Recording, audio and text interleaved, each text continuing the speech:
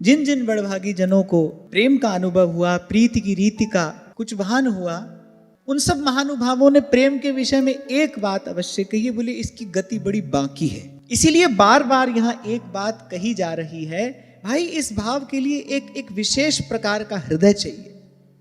प्रेम पंथ ऐसो कठिन सब कोई निभत नाई। क्यों कहा ध्रुवदास जी ने सबते कठिन उपासना।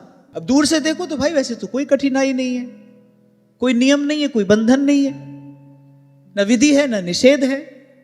अरे सेवक जी महाराज ने तो यहां तक कहा स्नान क्रिया जप तप नहीं, कुछ भी नहीं है। और फिर वहां कह रहे हैं कि सबते कठिन उपासना, प्रेम पंथ रस रीत कि राई सम जो मन चले छूट जाए ध्रुव प्रीत।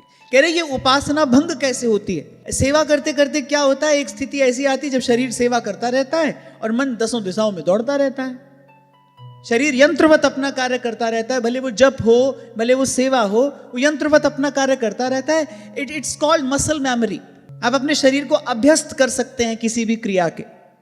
यदि एक बार शरीर अभ्यस्त हो गया, फिर आपका मन चाहे कहीं पर भी हो, शरीर अपनी क्रिया करता रहेगा। और ऐसा ही हमारे साथ होता है, करते करते जब सेवा करते करते ऐसा अभ्यस्त हो जाता है शरीर उसका, उस क्रिया का, मन कहीं भी दौड़ता रहता है और शरीर से वो क्रिया भी चलती रहती है। कह रहे यहाँ सबसे बड़ी कठिनाई क्या है, कह रहे यही छूट नहीं है यहाँ। कह रहे मन नेक भी कहीं इधर से उधर हुआ, कह रहे छूट जाए ध्रुव प्रीत। अब बताओ इससे कठिन क्या होगा कि मन को सतत अनवरत किसी एक ही विषय में स्थिर एकाग्र रखा जाए। इस सारे अस्तित्व में सबसे कठिन अगर कुछ है, इसी का नियंत्रण तो कठिन है। फिर वो स्थिति आती कैसे है, बस प्रेम किसी पर कृपा करता है, बस किसी प्रकार उनके रूप के दलदल में ये मन धस जाए।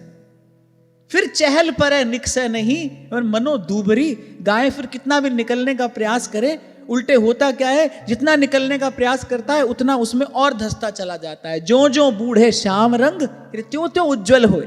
श्री चाचा जी कह रहे, बोले इस कृपा का बस एक ही साधन है, और वह जो श्यामा श्याम के चरण कमलों का भजन करते हैं, बस उनके मन में आप अपना मन मिला दीजिए, उनके चरणों में अपना सर रख दीजिए। तिनकी दई जो जूठन खात, उनके मन में अपना मन मिला दीजिए। हाँ, पर सबसे कठिन उपासना प्रेम सबसे बड़ी तपस्या है।